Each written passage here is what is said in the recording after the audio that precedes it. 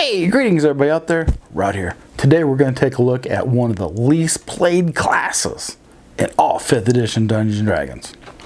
That is the Circle of the Land Druid. Honestly, I can't figure out why they're not played.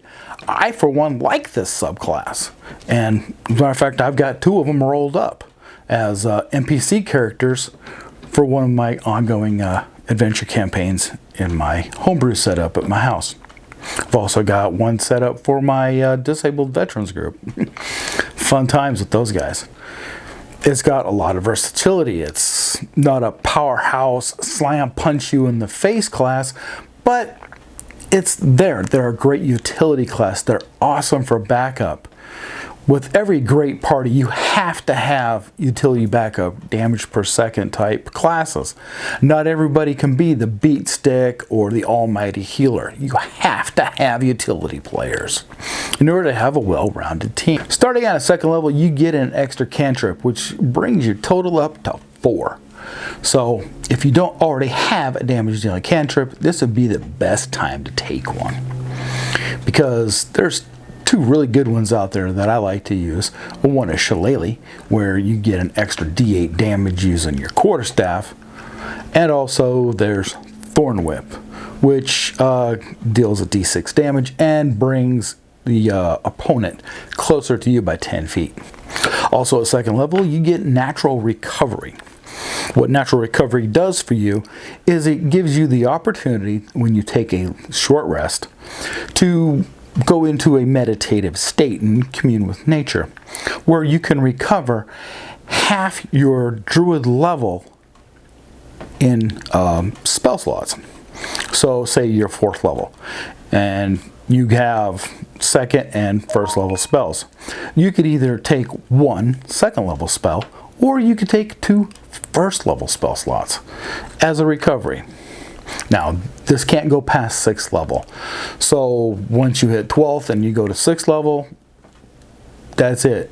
But 13th, 14th, 15th level, you still can only go to 6th level spells. At 3rd level, you get terrain feature tailored spells. This comes in very, very handy.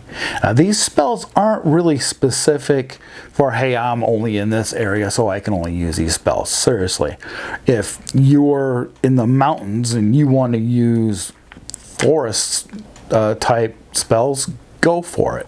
If you're on the coast and want to use desert spells, go for it. So, if you look at page 68 of Players Handbook, there's a list there, and they are Arctic, Coast, Desert, Forest, Grassland, Mountain, Swamp, and Underdark. And I'm not going to go through and bore you with the details of all these spells, because that's usually when people start logging off my videos, when I start explaining spells to them.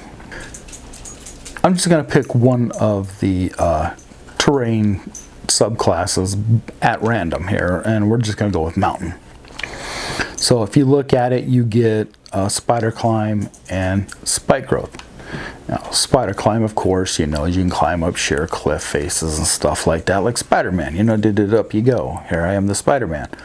Then, with Spike Growth, you can turn around and put spikes out in the middle of a path, or you can hide it in grass or something like that.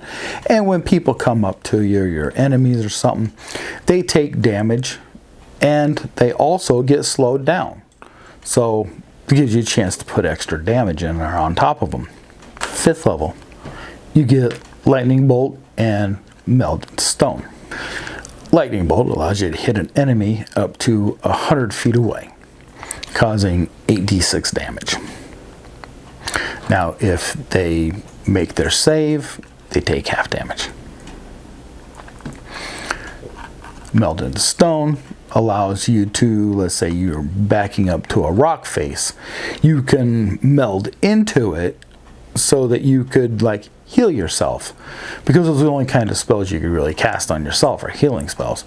And you're totally aware of time, and once you're done, out you come. There is one downside to this. Let's say the rock face that you've embedded yourself into gets destroyed. Well, You would pop right out of it and take 50 bludgeoning damage. At 7th level, you get Stone Shape and Stone Skin. Now, Stone Shape, you could take a 5-foot cube piece of stone and make it anything you want. Let's say a fountain, or an idol of your deity, or a statue of yourself, or a bust of a loved one, something like that. You could also turn around and make a archway or something going through 5-foot thick section of wall if it's made out of rock. Stone Skin, in a nutshell, allows you to touch a willing target, making it to where they have resistance against bludgeoning, piercing, and slashing damage. Personally, myself, I would see this as coming in handy for if you have someone that's dropped down to critical hit points. You could cast this on them and then back that up with some healing, medicine check, stuff like that. Make them quaff down a potion, just to help out, so the next time they get hit, they got some resistance right there to help protect them. Last, at 9th level, you receive Pass Wall and Wall of Stone. Everybody knows what Pass Wall does. It just allows you to create a 5x8x20 path through a solid object or objects without altering its structure.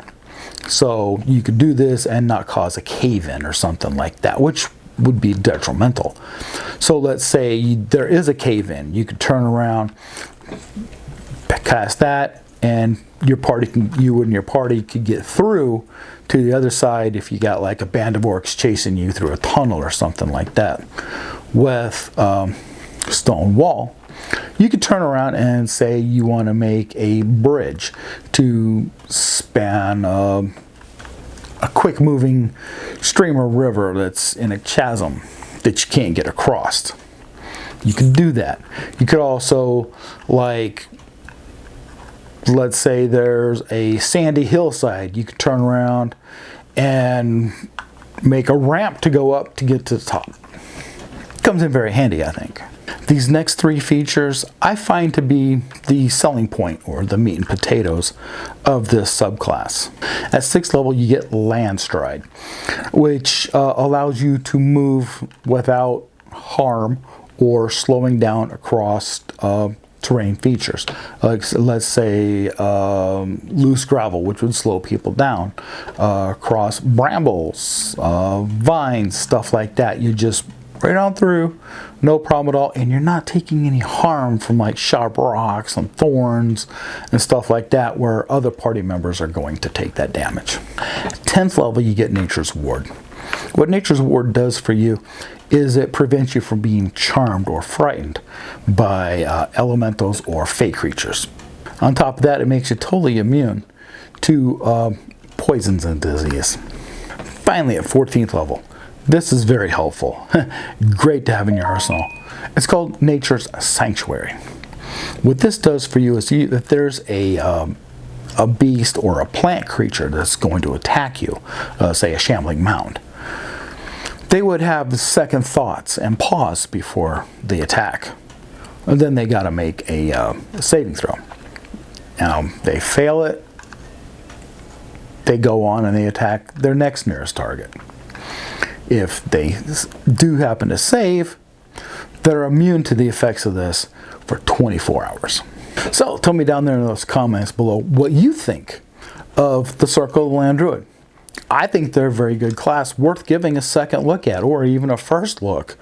They're very versatile, and with all these different terrain specializations, who wouldn't want to play a swamp druid or a mountain druid, forest druid? I mean, you got so many you can use here. Hey, if you guys were paying attention to this video, I hope you found my little friend Buddy the Owlbear. He was in a little 1-second blip. It's one little frame. Can't miss him. If you take and put the timestamp down, I will take and pin that at the top of the comment section. So make sure you guys comment, subscribe, like, share, all the other stuff they tell you to do on other channels. I'm asking, not telling. And Until next time, you guys have a great day. Stay safe out there. Hey everybody out there, Rod here. Today we're going to take a look at one of the least played subclasses in 5th edition Dungeons & Dragons. That is the wow. Blank space.